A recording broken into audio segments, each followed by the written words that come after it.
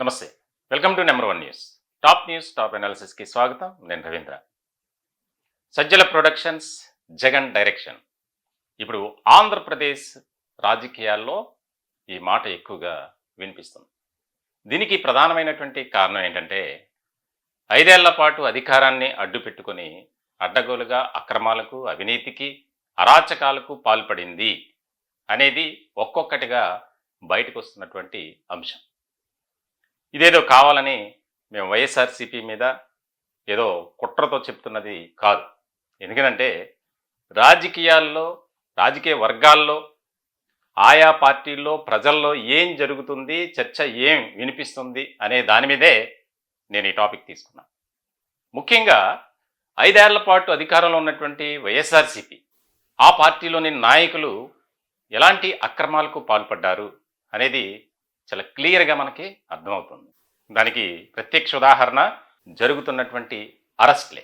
అంటే కేవలం పార్టీకి సంబంధించినటువంటి నాయకులే కాదు, ముఖ్యంగా అధికారులు కూడా, ఐఏఎస్లు కానీ, ఐపీఎస్లు కానీ ఎటువంటి దారుణమైనటువంటి పరిస్థితుల్లోకి వెళ్ళిపోయింది అంటే అది రకరకాలుగా చర్చించుకుంటున్నారు. ముఖ్యంగా ఇప్పుడు ఏదైతే సోషల్ మీడియాను వేదికగా చేసుకుని ప్రతిపక్షంలో ఉన్నటువంటి, అంటే అప్పుడు ప్రతిపక్షంలో ఉన్నటువంటి తెలుగుదేశం పార్టీ, జనసేన, ముఖ్యంగా టార్గెట్ చంద్రబాబు, పవన్ కళ్యాణ్, లోకేష్, ఈ ముగ్గురిని సోషల్ మీడియా ఆధారంగా చేసుకుని ఏ రకమైనటువంటి ట్రోల్స్ చేశారనేది మనం చూసాం. దానికి సంబంధించే పోసాని కృష్ణమురళి అరెస్ట్ కానీ, వర్రా రవీంద్రారెడ్డి అరెస్ట్ కానీ మనం క్లియర్ కట్గా చూడొచ్చు. అంటే ఇప్పుడు దీన్ని బట్టి మనం అర్థం చేసుకునేది, వారు ఇచ్చినటువంటి ఏదైతే స్టేట్మెంట్స్ ఉన్నాయో, బోరుగడ్డ అనిల్ కూడా, ఆయన మాజీ ఎంపీగా ఉన్నారు, బోరుగడ్డ అనిల్, ఆయన కూడా స్టేట్మెంట్ ఇచ్చినటువంటి సందర్భం చాలా కీలకమైనటువంటి పరిణామంగా ఇది మారింది రాష్ట్ర రాజకీయాల్లో. ఇటు పొలిటికల్ సర్కిల్లో కొంతమంది రాజకీయ నాయకులు, ఆ పార్టీకి సంబంధించినటువంటి వారు రెచ్చిపోయారు అనేది అటుంచితే, ఐపీఎస్ అధికారులు కూడా ఇష్టానుసారంగా వ్యవహరించారు అనేది మనకి స్పష్టంగా అర్థం చేసుకోవచ్చు. దానికి ఉదాహరణగా ఒక 5 ఐపీఎస్ అధికారుల పేర్లు చెప్తా.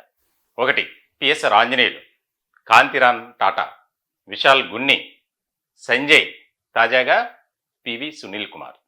అంటే 5 ఏళ్ల పాటు అధికారాన్ని అడ్డుపెట్టుకొని ఒక సర్కిల్ ఏర్పాటు చేసుకొని, ఆ సర్కిల్లో కొంతమందిని ఏర్పాటు చేసుకొని నియమించుకొని, ఇటు ప్రభుత్వ అధికారుల ద్వారా అలాగే పార్టీలోని పెద్దల ద్వారా అరాచకాలకు పాల్పడ్డారు.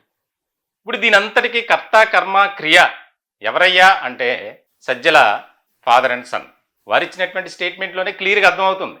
పోసాని కృష్ణమురళి స్టేట్మెంట్ ఇచ్చాడు, నేను ఏదైతే సజ్జల భార్గవరెడ్డి, సజ్జల రామకృష్ణారెడ్డి ఇచ్చినటువంటి ఆ స్క్రిప్ట్ ఏదైతే ఉందో ఆ స్క్రిప్ట్ మాత్రమే చదివాను, నాకు ఎలాంటి సంబంధం లేదు అని. కన్ఫెషన్ రిపోర్ట్ అంటే నేరం ఒప్పుకునేటట్లు ఒక స్టేట్మెంట్ తీసుకుంటారు. అది కూడా బలవంతంగా కాదు, అతనికి ఎవరైతే ఆ యొక్క కేసులో నేరస్తుడిగా, అక్యూజ్డ్గా ఉన్నారో అతని నుంచి తీసుకుంటారు. చాలా కీలకమైనటువంటి పరిణామంగా ఇది మనం చూడాలి. రాష్ట్ర రాజకీయాల్లో ఇప్పుడు ఒక చర్చ జరుగుతుంది. కావాలని టార్గెట్గా చేసుకొని అధికారాన్ని అడ్డు పెట్టుకొని కొంతమందిని ట్రోల్స్ చేశారు, వారి ఫ్యామిలీ విషయాలు కూడా బయటికి తీసుకొచ్చారు అనేది మనకు తెలుసు.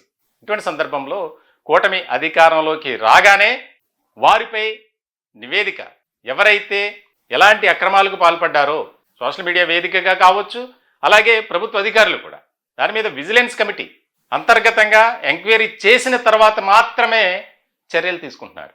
పివి సునీల్ కుమార్ కావచ్చు, గతంలో జరిగినటువంటి ఇన్సిడెంట్స్, ఎవరైతే పిఎస్ఆర్ ఆంజనేయులు కానీ, కాంతిరాణా టాటా కానీ, విశాల్ గున్ని, ఈ ముంబై నటి వేధింపుల కేసులో వారు సస్పెండ్ అయినటువంటి పరిస్థితి.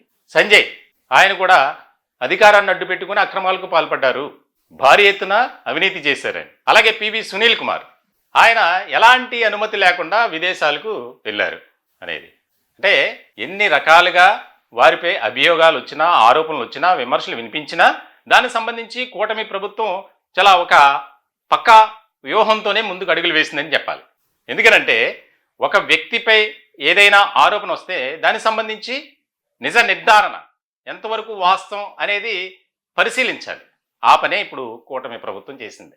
దీనికి సంబంధించి త్వరలో మరికొంతమంది అరెస్ట్ కాబోతున్నారు అనేది.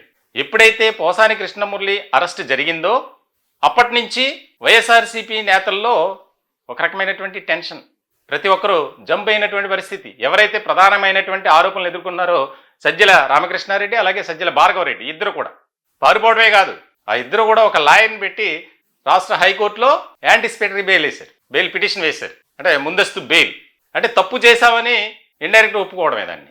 సో మొత్తానికైతే వారు స్క్రిప్ట్ అందించిన దానిని ఇష్టం వచ్చినట్లు మనకేం కాదులే అని చెప్పి ఎవరైతే రెచ్చిపోయారో వారు ఒక్కొక్కరుగా అరెస్టు కాబోతున్నారు అనే చర్చ రాజకీయ వర్గాల్లో బాగా జరుగుతుంది. మొత్తానికి చాలా కీలకమైనటువంటి పరిణామంగా ఇది మనం చూడాలి.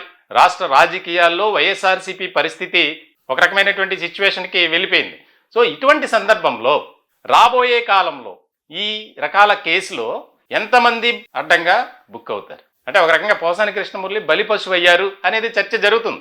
సరే, ఎవరో స్క్రిప్ట్ ఇచ్చారు, ఆ స్క్రిప్ట్ని ఈయన చదవడం ఏంటి, అంటే తనకేమీ కాదు అని ఒక భరోసా ఇచ్చారు కాబట్టే అతను ఆ విధంగా రెచ్చిపోయాడు అని. నేను రాజకీయాలు వదిలేస్తున్నా అని చెప్పారు. అయినా సరే అనూహ్యమైనటువంటి నాటకీయమైన పరిస్థితుల్లో అతన్ని హైదరాబాద్లో అరెస్ట్ చేయడం జరిగింది. తర్వాత జరుగుతున్న పరిణామాలు మనకు తెలుసు. రాజంపేట నుంచి నరసరావుపేట తీసుకొచ్చారు ఆ పీటీ వారెంట్ మీద. అంటే ఒక వ్యక్తిపై ఒక కేసు ఉంటే ఆ పీటీ వారెంట్ వేస్తే వేరే పోలీస్ స్టేషన్లో ఉన్నటువంటి కేసులో కూడా విచారించవచ్చు, అదుపులో తీసుకోవచ్చు, అరెస్టు కూడా చేయొచ్చు. అది పీటీ వారెంట్ అంటే. మొత్తానికైతే రాష్ట్ర రాజకీయాల్లో ఒక ఆసక్తికరమైనటువంటి చర్చ జరుగుతుంది. రాబోయే రోజుల్లో మరికొంతమంది అరెస్ట్ కాబోతున్నారని. ఈ టాపిక్పై మీ యొక్క విలువైనటువంటి అభిప్రాయాలు, సలహాలు, సూచనలు కామెంట్ రూపంలో తెలియజేయండి. మా ఛానల్ని సబ్స్క్రైబ్ చేసుకోండి. Thank you.